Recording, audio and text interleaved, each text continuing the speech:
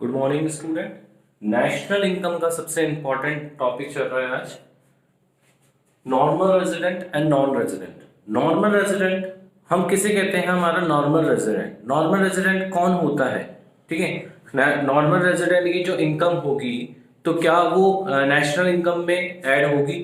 ये सारे जो टॉपिक्स हैं वो नेशनल इनकम के बहुत इंपॉर्टेंट टॉपिक्स हैं। तो let's start with the normal resident and non resident of a country.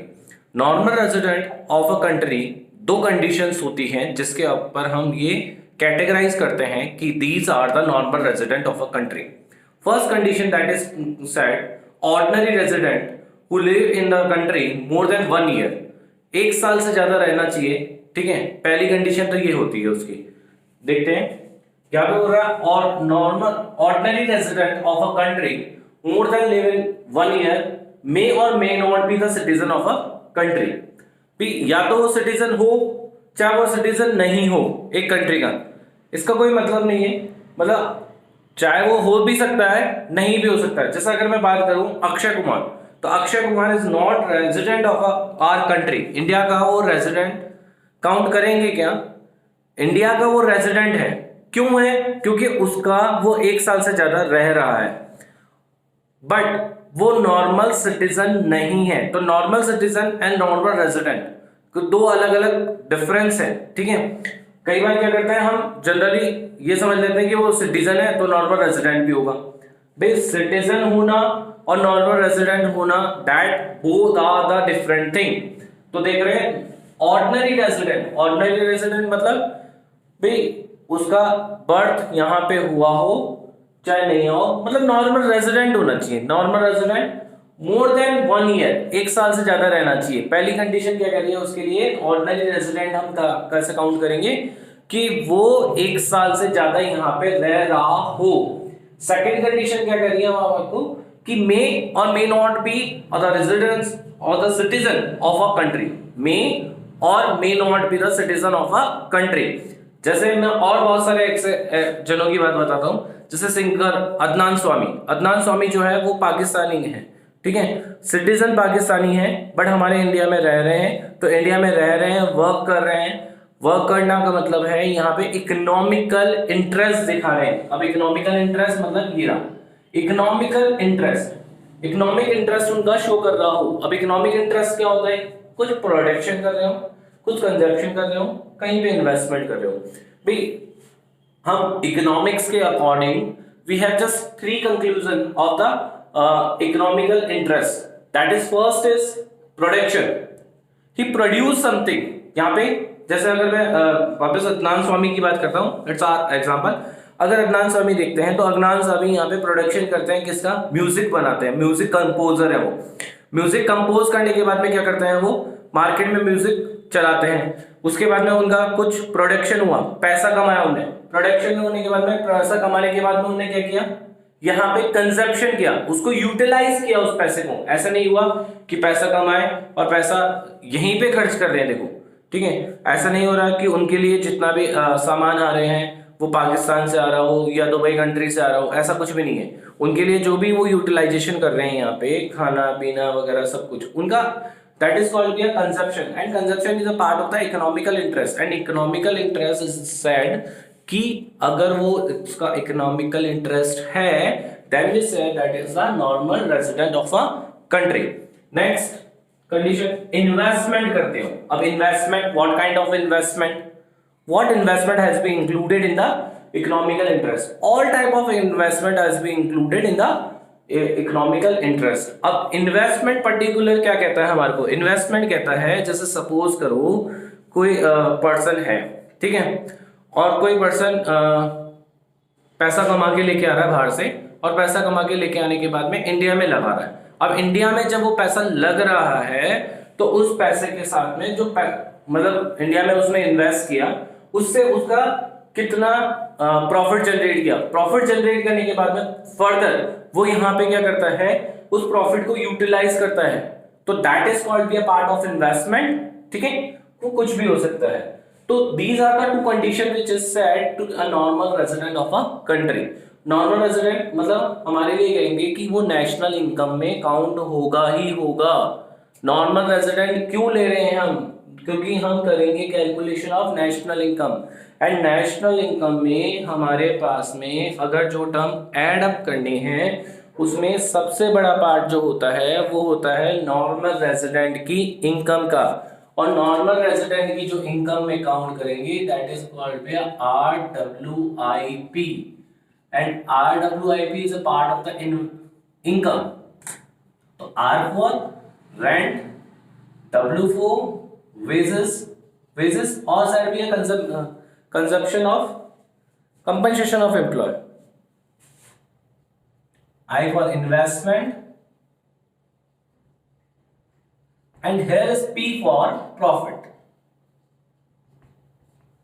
These four terms are as a part of income. हम इनकम में इसको काउंट कर रहे हैं। अब जब ये इनकम है RWIP, rent, wages, interest and profit, ये चार चीजें हमारे हम ये कहते हैं कि ये इनकम का पार्ट है। तो अब ये चारों चीजें किसकी काउंट होगी? ये जो दोनों चीजें, हाँ, ये दो जो चीज बता रहे हैं उसके अकॉर्डिंग हम काउंट करेंगे। जैसा ऑर्डिनरी रेजिडेंट, अब ऑर्डिनरी रेजिडेंट होगा तो उसकी RWIP काउंट करेंगे, या फिर कोई पर्सन जिसका इकोनॉमिकल इंटरेस्ट है, 1 साल से ज्यादा रह रहा है, ठीक है, और प्रोडक्शन, कंजप्शन, इन्वेस्टमेंट में से कोई भी एक एक्टिविटी करता हो। भाई प्रोडक्शन करेगा तो कंजप्शन ऑफ कोर्स सी बात है, यहाँ रहेगा तो कंजप्शन भी करेगा। तो these are the condition for the normal resident of a country. The difference between the normal resident of an Indian or a non-resident of a, now the difference between the normal resident of India and non-resident of India. अब normal resident हमारा जो है हमने count कर लिया कि ordinary resident ये condition हो गई, इकोनॉमिकल इंटरेस्ट ये कंडीशन हो गई, बट एक हम बात कर रहे हैं इंडिया की। अब इंडिया में पर्टिकुलर, क्योंकि नेशनल इनकम हम इंडिया के लिए निकालेंगे और इंडिया की नेशनल इनकम जब हम कैलकुलेट करेंगे तो उसमें नॉर्मल रेजिडेंट की इनकम काउंट होगी और इनकी इसकी माइनस करेंगे। तो यहाँ पे हम देख लेते हैं कि these are the difference between the normal resident of India and non resident of India. Indian होना चाहिए पहली बार, वर्किंग और इन फॉरेन एम्बेसीज, भाई इंडियन है, फॉरेन एम्बेसी में काम कर रहा है, फॉरेन एम्बेसी जो लोकेटेड है इंडिया में, तो वो नॉर्मल रेजिडेंट ही काउंट होगा। बट फॉरेनर है और इंडियन एम्बेसी में काम कर रहा है, चाहे वो कहीं पे भी लोकेटेड हो, कनाडा में हो, जापान में हो, यूएस में हो, यूके में हो, बट वो फॉरेनर है, तो फॉरेनर है और तो वो हमारे लिए नॉर्मल रेजिडेंट काउंट नहीं होता। तो that's the different.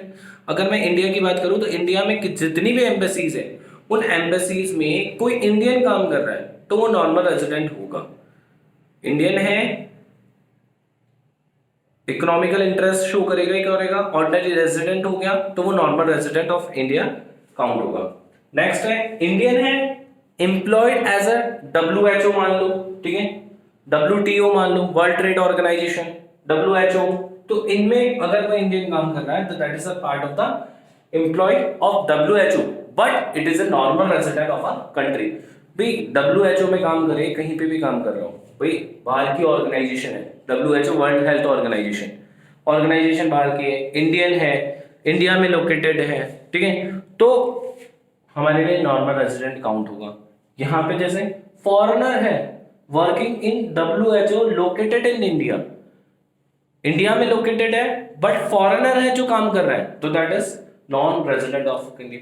Local person working in office of IMF।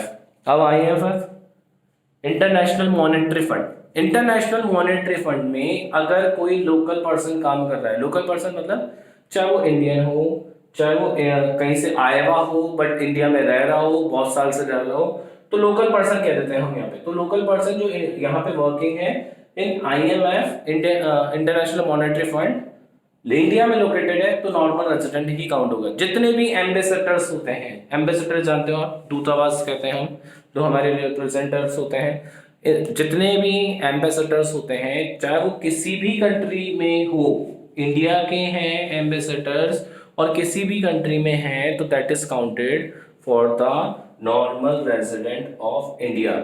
उसके अपोजिट देख लेते हैं, ambassador in India from the rest of world, जैसे जापान का एम्बेसडर हमारे यहाँ पे रह रहा हो, श्रीलंका का रह रहा हो, कोई सी भी कंट्री अलग कंट्री का रह रहा हो, बट हमारे यहाँ पे रह रहा है, तो it's not a part of the normal resident, is counted as a non resident of India.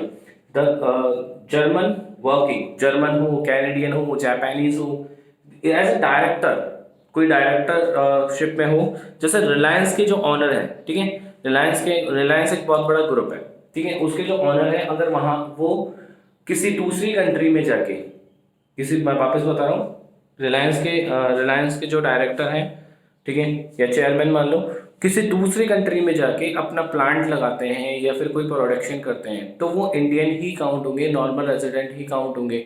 But condition ये है कि वो 1 साल से ज़्यादा वहाँ पे नहीं रह रहे हो, ठीक है, क्योंकि हमारे यहाँ पे कंडीशन ये है कि 1 साल से ज़्यादा अगर बाहर रह रहे हो तो फिर वो एनआरआई ही काउंट हो जाते हैं, ठीक है।